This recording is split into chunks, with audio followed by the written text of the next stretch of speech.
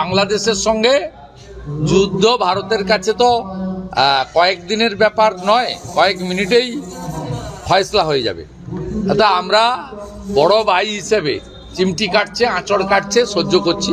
এটা ইউনূসের উস্কানি, উনি যুদ্ধ লাগাতে চান, কারণ উনি ইতিমধ্যে জনসমর্থন খুইয়েছেন, ভ্যাট চাপিয়েছেন, প্রত্যেক দিন মানুষ খুন হচ্ছে, বর্বরচিত ঘটনা হচ্ছে। আজকেও একটা পুলিশ মহিলা কর্মীর ঝুলন্ত লাশ থানার মধ্যে পাওয়া গেছে, হিন্দু।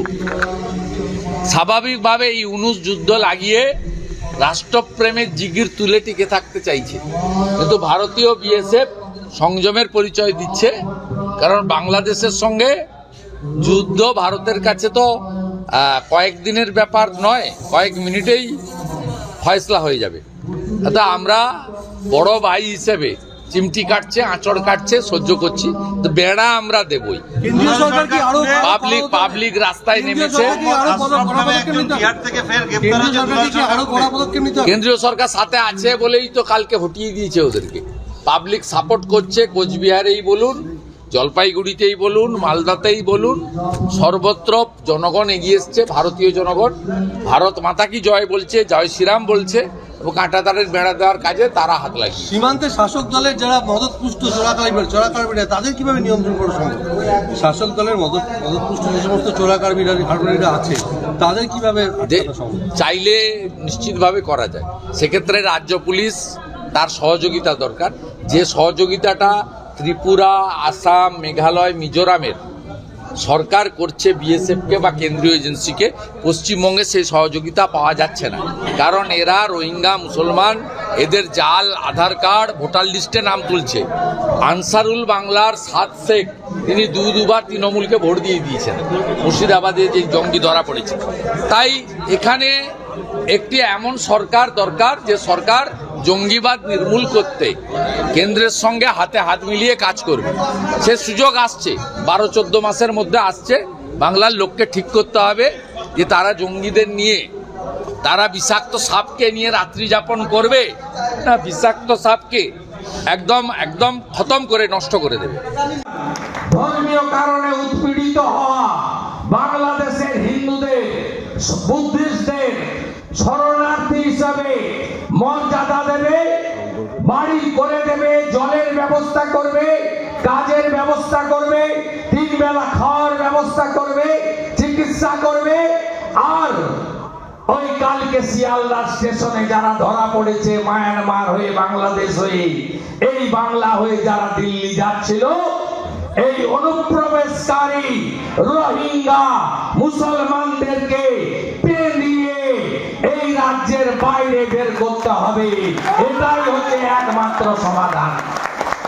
গোটা পৃথিবীর হিন্দুদের বাংলাদেশের হিন্দুদের পাশে দাঁড়ানো উচিত।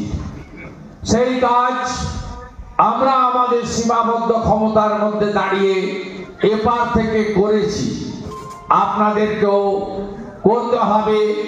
এবং সবাইকে বাংলাদেশের পীড়িত, নির্যাতিত, বঞ্চিত, আক্রান্ত তাদের পাশে আমাদের সকলের দাঁড়ানো উচিত। আমরা যদি প্রকৃত হিন্দু হয়ে থাকি এবং আমরা যদি সনাতনকে বাঁচিয়ে রাখতে চাই, এই লড়াইটা শুধুমাত্র হিন্দুত্বের লড়াই নয়, এই লড়াইটা হিন্দুদের অস্তিত্ব রক্ষার লড়াই। আমরা শুধু বাংলাদেশ কেন, এপার বাংলায় আমরা কেমন আছি, এপার বাংলায় আমরা হিন্দুরা বিপন্ন। আপনারা জানেন যে আমি বর্তমান শাসক দলের অনেক গুরুত্বপূর্ণ জায়গায় ছিলাম, প্রশাসনিক এবং দলগতভাবে। তারা আমাকে তাড়ায়নি, আমাকে তারা ধরে রাখার চেষ্টা করেছেন শেষ দিন পর্যন্ত, 1 ডিসেম্বর 2020 পর্যন্ত। আমি ওই দলকে পরিত্যাগ করেছি।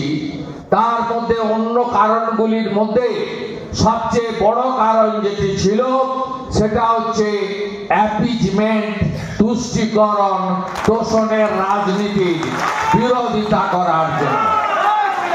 তাই আমরা এপার বাংলার হিন্দুরাও কেউ ভালো নেই, ভালো থাকতে পারি না।